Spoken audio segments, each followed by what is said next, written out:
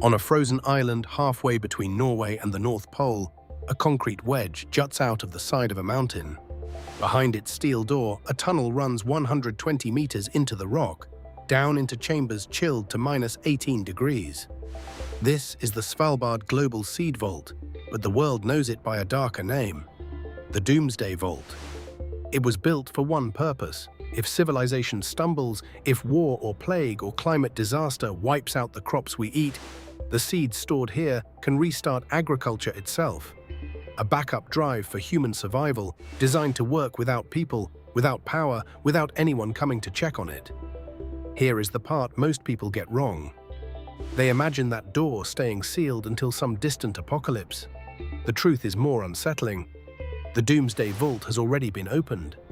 And the reason was not a hypothetical disaster. It was the news. Why bury the future of food on Svalbard, of all places? Look at the map and it starts to make sense. The archipelago sits at 78 degrees north, deep in the Arctic, far from wars, earthquakes, and rising seas. The vault entrance is carved into a mountain 130 meters above sea level, high enough to stay dry even if every glacier on Earth melts. The surrounding permafrost acts as natural refrigeration. If the cooling systems fail, the rock itself will keep the seeds frozen for decades. The location was chosen the way you would choose a hiding place for the most valuable object in the world. Remote enough that nobody stumbles onto it, stable enough that nothing shakes it, cold enough that time itself slows down inside, and then humanity began making deposits. Inside, the vault works like a bank with one strange rule. Norway owns the mountain, but it owns nothing inside the boxes. Every country deposits its own sealed black boxes of seeds, and only the depositor can ever open them. Today, more than 1 million samples rest in the cold, backups of rice, wheat, potato, and thousands of crops most of us have never tasted, from over 100 countries. And the depositor list reads like a diplomatic miracle. North Korea and South Korea store their seeds in the same frozen room. So do nations that refuse to share a negotiating table anywhere else on Earth. No permanent staff works inside. The door opens only a few times a year for new deposits, and almost no one, not journalists, not presidents, is allowed past the entrance.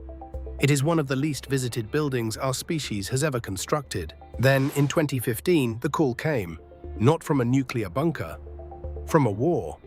For decades, one of the world's most important seed banks operated in Aleppo, Syria, guarding ancient varieties of wheat and barley bred for heat and drought, crops first farmed at the dawn of civilization. As the city collapsed into fighting, the scientists fled, and their living collection was suddenly out of reach. Their only backup sat inside a mountain in the Arctic. So the Doomsday Vault did the thing it was built to do, decades ahead of schedule. The black boxes from Aleppo were carried back out through the steel door, the seeds were regrown in Lebanon and Morocco, and fresh copies were eventually returned to the ice.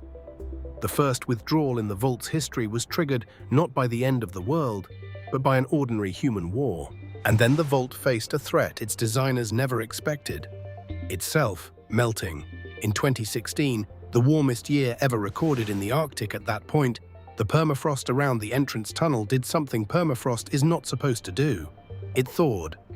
Meltwater seeped into the access tunnel and froze into a sheet of ice.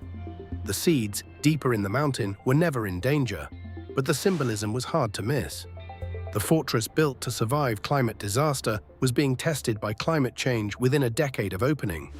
Norway responded with a €20 million upgrade, waterproofing the tunnel, moving electrical systems outside, and trusting nothing to the cold that could no longer be trusted. The vault is stronger now than ever.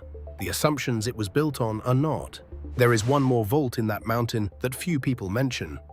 A few hundred meters away, in an abandoned coal mine, sits the Arctic World Archive, where nations store data on film built to last centuries, and where GitHub buried a snapshot of the world's open source code in 2020. Slowly, quietly, this frozen island is becoming the place where humanity keeps everything it cannot afford to lose. Think about what that means. We chose to trust a mountain at the edge of the map more than we trust ourselves.